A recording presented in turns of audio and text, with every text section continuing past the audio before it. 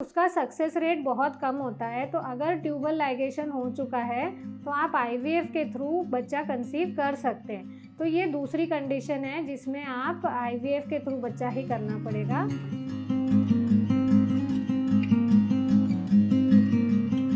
तीसरी जो कंडीशन जो मैं आपको बताना चाहूँगी वो ये है कि अगर स्पर्म काउंट हस्बैंड का वेरी वेरी लो या फिर एजूस्पर्मिया है। एजूस्पर्मिया मतलब सीमेन के अंदर स्पर्म काउंट नील है, ज़ीरो है। इन कंडीशन में आईवीएफ ही कराना पड़ता है, क्योंकि अगर तो बहुत लो स्पर्म काउंट है तो हम आईवीएफ में एक प्रोसीजर होता है आईवीएफ विथ इक्सी। तो उसके अंदर हम स्पर्म्स को माइक्रोस्कोपिकली एग के अंदर डाल के फर्टिलाइज कराते हैं, फिर उसके बाद में एम्ब्रियो बनाते हैं और वो फिर आपको हम ट्रांसफ़र करते हैं। तो वो कंडीशन में हम आईवीएफ करना ज़रूरी हो जाता है।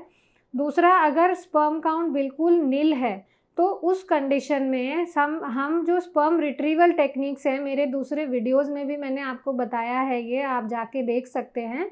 तो पीसा टीसा या माइक्रो टीसी ये प्रोसीजर्स होते हैं स्पर्म रिट्रीवल टेक्निक के। वो वाले टेक्निक से हम स्पर्म्स निकाल के और फिर हम आईवीएफ की मदद से आपके कंसेप्शन में हेल्प कर सकते हैं।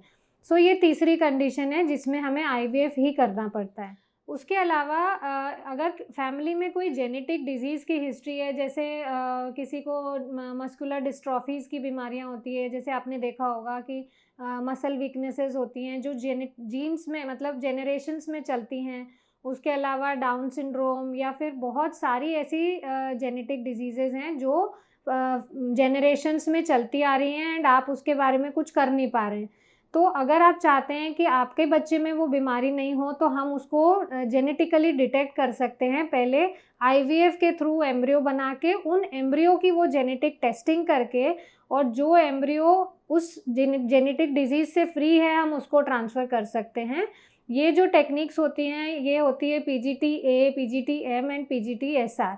इन टेक्निक्स के थ्रू हम वो डिटेक्ट करके एंड जो नॉर्मल एम्ब्रियोज़ हैं उनको हम एम्ब्रियो ट्रांसफ़र के थ्रू आपके यूट्रस में डाल के प्रेगनेंसी होगी एंड उसमें हम कोशिश कर सकते हैं कि वो जेनेटिक डिजीज़ ना हो। और सबसे इम्पॉर्टेंट पॉइंट जो अब मैं आपसे बताने जा रही हूँ वो बहुत इम्पॉर्टेंट है आज के सिनेरियो में, और उसके लिए आईवीएफ सबसे ज़्यादा ज़रूरी और उसी के थ्रू ये पॉसिबल हो सकता है, और वो है प्रिजर्वेशन ऑफ फर्टिलिटी।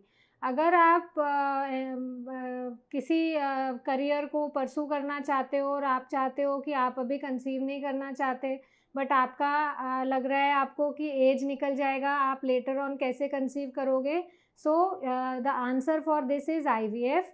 एंड इसके अंदर हम आपकी फर्टिलिटी प्रिजर्व कर सकते हैं। आप आईवीएफ के थ्रू अपने एग्स को प्रिजर्व करा लो और उसके बाद में जब आप चाहो, जब आप प्रेग्नेंट हो सकते हो, you can borrow time from life so that आपकी फर्टिलिटी प्रिजर्व हो जाएगी and you will be free to pursue what you want to do. Specially एक पॉइंट और मैं इसमें मेंशन करना चाहूँगी, कुछ अनफॉर्चुनेट पेशेंट्स होते हैं जिनको कैंसर ट्रीटमेंट लेना पड़ता है और उन पेशेंट्स को बिकॉज ऑफ कैंसर ट्रीटमेंट अपनी फर्टिलिटी अगर प्रिजर्व करनी है, they have short time before taking any radiotherapy or chemotherapy drugs, they can also go for IVF and preserve their fertility and then take the treatment and later on they can plan for conception. and but आपको ये समझना होगा कि इन problems के चलते आपको IVF treatment ही कराना पड़ेगा और उससे डरने की ज़रूरत नहीं है, ये उसका सॉल्यूशन है। सो आपको अगर ये क्लियर होगा कि हाँ ये प्रॉब्लम की वजह से मेरा ट्रीटमेंट सिर्फ आईवीएफ से हो सकता है, तो जो भी आईवीएफ सेंटर में आप जा रहे हो आपको पता होगा कि हाँ मेरा ट्रीटमेंट सही जा रहा है। थैंक